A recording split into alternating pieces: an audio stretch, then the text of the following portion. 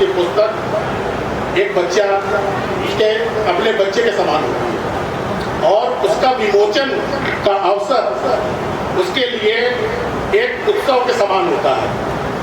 पर ये उत्सव जब इसका विमोचन करने वाले लेखक के बहुत निकट करीबी लगभग परिवार के लोग हों, तो ये मेरे लिए एक महोत्सव और त्योहार का दिन है। मैं सभी मुख्य अतिथियों का, गणमान्य अतिथियों का इस हृदय के साथ स्वागत करता हूँ कि सभी लोग बहुत कम समय में और की नोटिस पर आए, लेकिन मैं अपना अधिकार भी समझता हूँ इस चीज़ को। मैंने इसी अधिकार के साथ इनसे कहा और साथ में मैं ये विशिष्ट अतिथि लोग हैं, तो ये विशिष्ट अतिथि मैं इनको सबको व्यक्तिगत रूप से जानता हूँ, बहुत वर्षों से जानता हूँ, मतलब आपसे नहीं, बहुत वर्षों से जानता हूँ। ये विशिष्ट अतिथि इसलिए नहीं है कि ये विशिष्ट पदों पर है। विशिष्ट पदों पे बहुत से लोग रहते हैं और पद आता है, पद चला जाता है, लेकिन कुछ व्यक्ति के अंदर गुण होते हैं, वो व्यक्ति को विशिष्ट बनाते हैं। पद, यश, धन, शक्ति जो व्यक्ति के साथ आती है तो मादकता भी लाती है।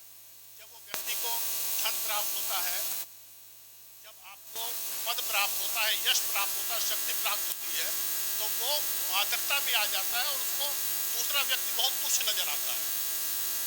तो लेकिन इसके विपरीत अगर कोई व्यक्ति इस सोने के साथ पद, यश, कीर्ति, धन और शक्ति के साथ अगर विनम्रता और सरलता को ले आता है, तो ये सोना आभूषण बन जाता है।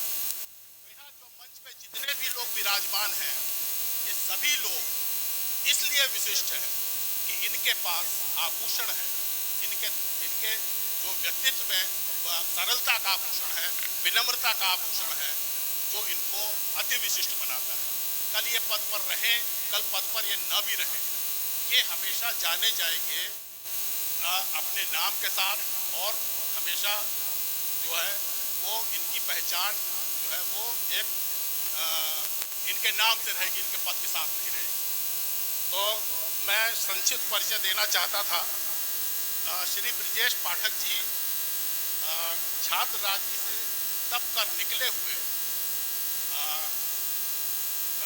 वो रामायण को नेता नहीं कहते, जब नेता कहना तो नेता कहना के लिए शब्द जो इनको करीब से जानता है उचित नहीं है। मैं इन्हें जनसेवक कहूँगा।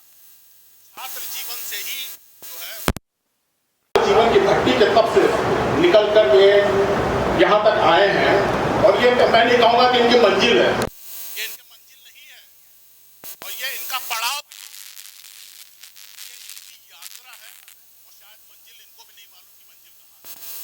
ये सिर्फ एक चीज जानते हैं, निरंतर चलते जाना, बाकी ये है कि क्या मंजिल होगी क्या नहीं होगी, कई बार हम लोगों का डिस्कशन होगा, इस पर इसका ध्यान ही नहीं जाता। दूसरा, मैं अपने मुख्य अतिथियों के बारे में एक चीज और बताना चाहता हूँ। आदमी, हर आदमी, एक छोटे से छोटा आदमी है, वो चेहरे पे चेहरा लगा कर बैठता है, एक नहीं 10 चेहरे लगा कर बैठता है, लेकिन जितने आज अतिथि हमारे यहाँ बैठे हुए हैं सब एक चेहरे के साथ हैं। जो ये सामने हैं वही पीछे हैं, जो इनके दिमाग में है वही उनके वाणी में है और जो उनके वाणी में है वही उनके कर्म में है, जो इनको सामान्य लोगों से अलग बनाता है, इसलिए ये विशिष्ट है।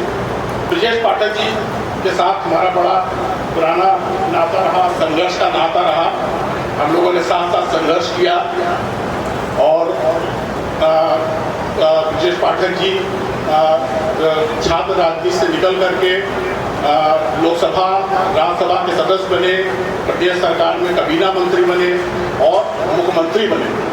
और प्रदेश सरकार, मतलब प्रदेश में जो लोग जानते हैं, इनको लखनऊ में जो लोग जानते हैं और जो प्रदेश के अंचलों में लोग जानते हैं, इनसे ज्यादा मैं इसलिए नहीं कह रहा हूँ, माफी चाहता हूँ, मैं सभी लोगों से माफी चाहता हूँ, इसलिए नहीं कह रहा हूँ कि हमारे परिचित नहीं है। ये व्यक्तिगत कमोवेश सभी लोगों की राय होगी कि ये सबसे सुलभ जनसेवक है। ये लगभग 1,500 से 2,000 लोगों के साथ सुबह से लेकर के शाम तक, मैं शायद जनसंख्या कम बता रहा हूँ, ये मिलते हैं, व्यक्तिगत रूप से मिलते हैं और मिलने के बाद सिर्फ मिलना ही काफी नहीं है, मिलने के बाद उसके संतुष्टि के स्तर तक उसका काम करते हैं और उसके बाद उसको फीडबैक देते हैं कि तुम्हारा ये काम हो गया है। कम से कम मेरा और मेरे तमाम जानने वालों का ये अनुभव है। और एक सबसे बड़ी चीज कि जो समाज में सबसे अंतिम व्यक्ति है, जिसको शायद कभी न्याय नहीं मिल पाता होगा या कहीं नहीं पहुंच पाता होगा, वो व्यक्ति मैं जानता हूं। पाठक जी बताते हैं 10 बजे मेरी कैबिनेट की मीटिंग है, 10 बजे कैबिनेट की मीटिंग है, 10 बजे से बताना शुरू करते हैं और 10:30 बजे वो वहीं रहते हैं। गाड़ी में भी बैठ जाएंगे तो दरवाजा गाड़ी का खोल करके जो आखिरी आदमी खड़ा उसका भी काम करते रहेंगे, पता नहीं कब उनकी मीटिंग शुरू होगी। तो क्या कहते हैं, दूसरी चीज, आप कहीं नेता क्या जाइए, सभी क्या आप संस्कार में चाय मिलेगी, लड्डू मिलेगा, पानी मिलेगा, लेकिन इनके यहाँ आप जाएंगे तो तीनों टाइम भोजन मिलता है, पूरा भोजन। सुबह आप जाइए, अभी मैं परसों गया था तो हमारे प्रकाशक महोदय ने समय ले लिया था और प्रकाशक महोदय के साथ बैठा थे, तो इन्होंने मुझको फोन किया, कहाँ हूँ मैं, माननीय मुख्यमंत्री यहाँ बैठा हूँ। मैंने कहा यार मैं रास्ते में हूँ, थोड़ा मुझको विलम्ब हो रहा है। दोनों कहा आ जाओ यार, हमारी बातचीतों में बैठे हुए हैं। मैं दरअसल वहाँ पे गरम गरम पूरी कचौड़ी और सब्जी तैयार हो गई थी। मेरा लालच आ गया, मैंने वही खड़े बोला मैं रास्ते में हूँ, भाई भूख तो भूखी होती है, तो वो मैं वही पूरी सब्जी खा रहा था। तो ये मुझको बार बार नीरज परेशान होकर के फोन करा। हमने करीब 4-5 पूरी खाई, 2-3 तरह की सब्जी थी, मीठा खाया। उसके बाद ये कहे तो मेरे पर नाराज हो गया, आप पाठक के अंदर चले गए, मेरे फिर वापस आ गए। लेकिन जो लाभ मैं लेकर के आया वो लाभ मुझे दोबारा नहीं मिलने वाला था। तो एक लाइन है सिर्फ इनके लिए, तेरा अखलाक देता है पता तेरी सरबुलंदी का, तेरा अखलाक देता है पता तेरी सरबुलंदी का, पर तेरा झुक के ये मिलना कहता है कि आसमान।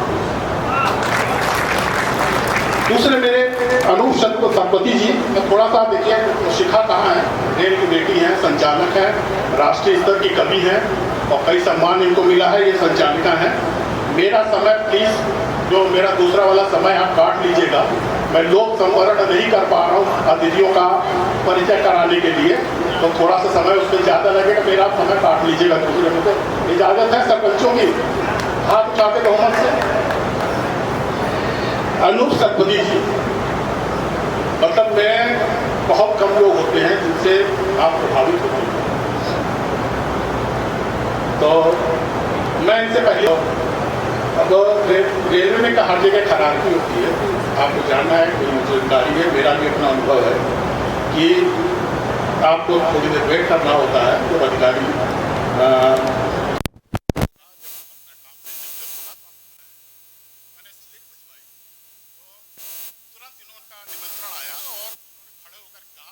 क्या हालचाल। तो मैं बड़ा अचंभित था, ये तो स्लिप जाते बुला लिया, दूसरा खड़े होकर के वो हाथ से हाथ मिला रहे हैं। मैं चूंकि मेरी को रेल सेवा में सेवानिवृत्त के 3 या 4 साल रह गए, मैंने बहुत से अधिकारी देखे, लेकिन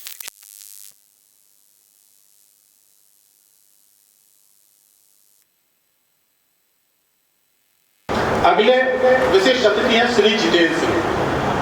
ये रेलवे में हमारे मेंटोर हैं। मैंने जब रेलवे सबसे पहले ज्वाइन की तो सबसे पहला वास्ता हमारा इन्हीं से पड़ा। ये स्टेशन निदेशक लखनऊ, तो मैं इनके पास ज्वाइन करने आया और बहुत कड़क मिजाज के अधिकारी थे। तो इन्होंने कहा कि भाई तुम्हारा, हमने कहा चलो उसी से पास होकर के आए हैं जेटीआई से, कहना आए हो, पहले मेरा एग्जाम हो। तो इन्होंने मेरा एग्ज़ाम दिया, क्वेश्चन पेपर बना, एग्ज़ाम दिया और मैं एग्ज़ाम में फेल हो गया। अब कहीं तुम्हारी 15 दिन ज्वाइनिंग नहीं होनी है, जाकर तैयारी करके आओ। अब मैं जैसा आदमी जो चंदौसी किसी तरह पास करके चला आया था, अब आसमान से गिरा तो खजूर बैठता। तो मैंने 15 दिन जा करके ऑपरेटिंग में, मतलब जो भी किताबें होती हैं, जो मैंने वो अध्ययन किया वही आज तक मेरी कमाई है 15 दिन। तो जब तक जो है वो घड़े पे जब तक मार नहीं पड़ती है, मेरा कभी आप लोग स्टेटस देखिएगा, कभी फेसबुक वगैरह आप लोग देखते हैं, तो मेरे साथ ये रहा